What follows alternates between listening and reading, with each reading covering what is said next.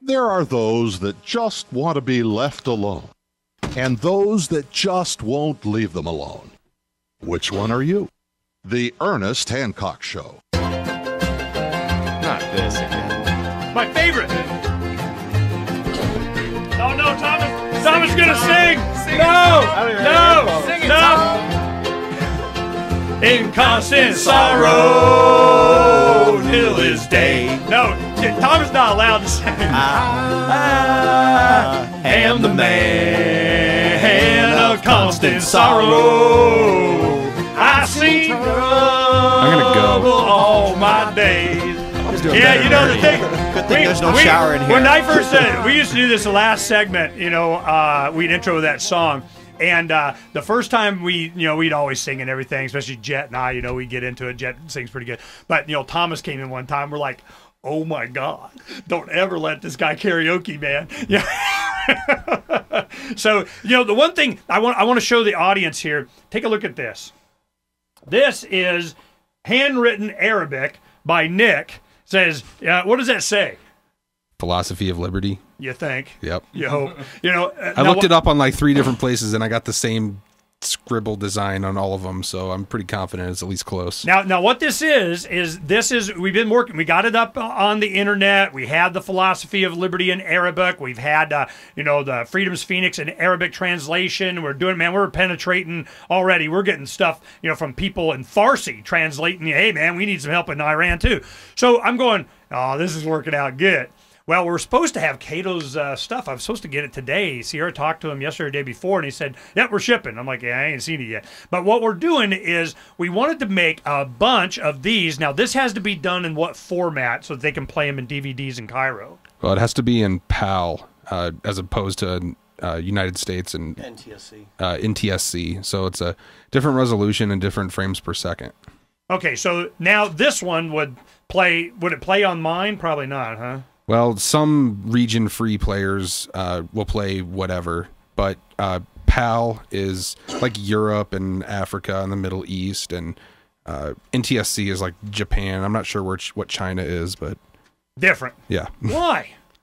It's copyright protection, so you can't bootleg American DVDs and ship them to China and have Chinese people play them on their players. Also, from what I understand, is that they also put regions in these things. So if you buy a disc in one country and you take it to another country, they won't play. No, I'm just wondering why. I mean, it seems like they're making Toshiba DVD player is Toshiba DVD player. They just, make them different because they can. All right, whatever. Well, there's a big, long story as to why PAL is superior. It was cheaper to make NTSC. I don't know the whole story, but you can look it up on Wikipedia. That's where I read about it. So this is... It's a BBC versus American broadcasting thing. That's where that boils back. PAL versus NTSC, where that goes back to. And like I said, PAL has more lines of resolution. It's a better quality, kind of like how Beta was, but... Beta didn't take off the way that VHS took off. Because they proprietized everything, and you gotta be, it's because they released pornography on VHS first, but that's a story for a whole different argument, for a whole different show. That's why, it's Blu-ray, so now we're going to Blu-ray. No. Yeah, sure. Well, no, the point is that, when you pick a format, the adult entertainment industry sat on the sidelines. Is it going to be HD DVD or is it going to be Blu-ray? And they knew whichever way the pornography industry went, that was going to be the dominant format. Well, they just sat on the sidelines. Back when they did Beta was a superior product, and it was the VHS, the videotape and the camera was a patent here out of the United States. And Japan says... oh, yeah, baby, that's what I'm talking about. They took it, and they came up with Beta. Beta was superior, but it's proprietary. Nobody else can make it. You got to get it from us. I remember there was Beta video stores and Laserdisc and all this other stuff. Well, they go, okay, fine. We'll just create our own format, VHS, but it wasn't as good, but... more companies could do it. It was more open source. Boom, it exploded. That became the dominant theme. Beta went out. Well, the same thing is going on with because what's going to happen, we're going to go to memory sticks and crystals, and the green Superman crystal is going to have every freaking movie that was ever made on it anyway. So we have a bunch of blank DVDs we need to make use of in the next year or two, and they're going to be antiquated anyway. So now we have this one in PAL, the format that is used in Africa, right? Well, used certainly in Egypt. So we wanted to go, what is the Arabic countries? What are they using? We at least smart enough to know to ask that question.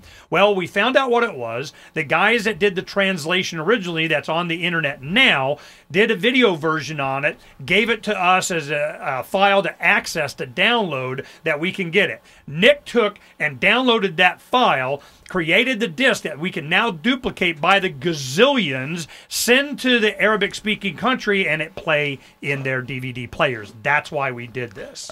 Before we started doing this, I reached out to some people like on InfoShop, and I wanted to know if DVDs were prevalent in Egypt, and I got all sorts of confirmation that it's the DVD is as prevalent over there almost as it is here. Now, if we're going to send them to other Arabic-speaking countries, it might be something we have to look into as well. You don't want to send them something they can't even look at. I'm thinking, well, you go to like United Arab Emirates or Yemen, or especially Yemen. Yemen has a much less internet-connected society.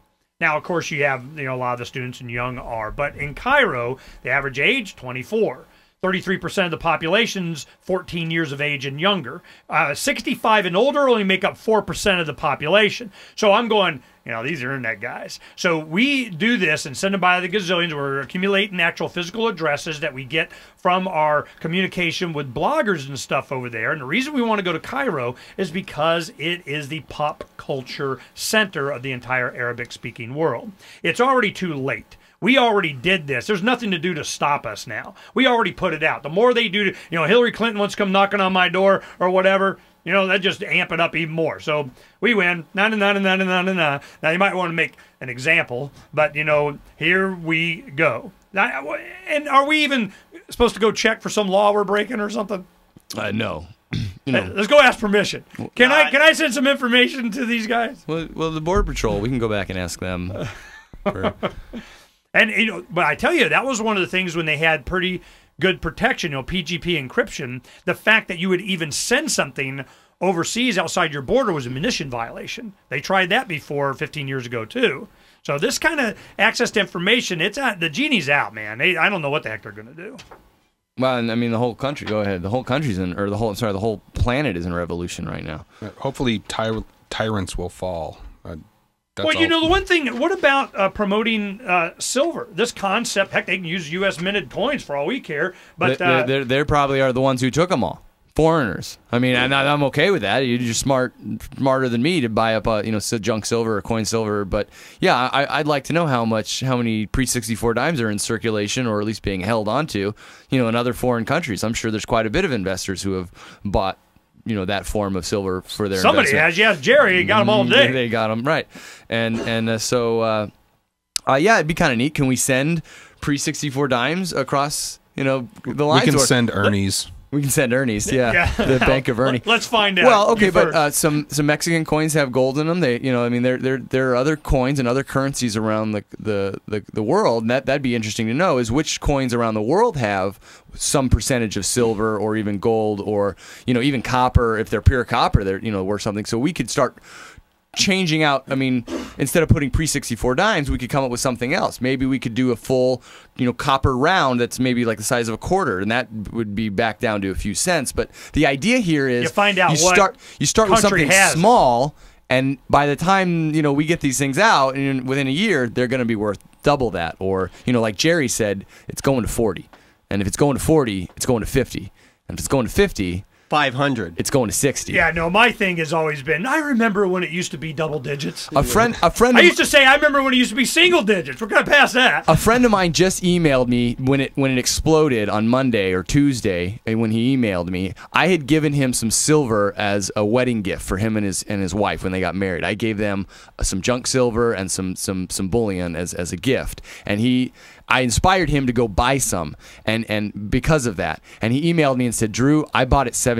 I've now doubled my money. What is going on? I'm, happy but confused at the same time. And I said, Ryan, if it dips under 30, go buy more. I almost did, I'm probably going to today just because I'm freaking out. If you can find it. Correct. I tell you one thing that happened. Sierra Wave, say, Thank you for all the silver Dad bought me for Christmas all those years. Come on, give me a heads up. There you go. There you go. Yeah, she's like, oh yeah, because we bought them. We used to put them in their stockings, little 10-ounce bars that would be $100 back then. We're like, this is $100. What? It's kind of the shape of an iPod. It doesn't have a screen. What the heck, man? They just throw it in their top drawer. Yeah, now those are $340 or something. They're going. Maybe Dad's okay. Just okay. Well, thanks for coming on. Oh, tomorrow. Yeah, this weekend we have the Tea Party event for Saturday. The keynote's going to be given by Ron Paul. We're going to have somebody talking in about this event tomorrow. Let the blimps fly. And oh, yeah. And we still got thousands of Ron Paul blimps, Mylars. We knew we were going to use them. Hey.